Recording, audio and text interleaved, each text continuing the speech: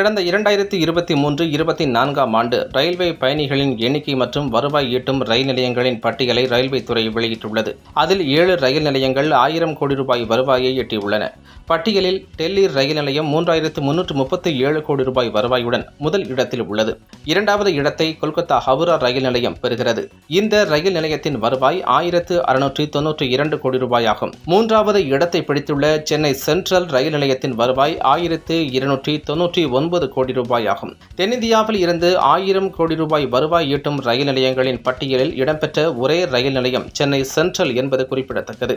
அதிக பயணிகளை கையாளும் ரயில் நிலையங்கள் பட்டியலில் மும்பை புறநகர் பகுதியான தானே ரயில் நிலையம் முதல் இடத்தில் உள்ளது.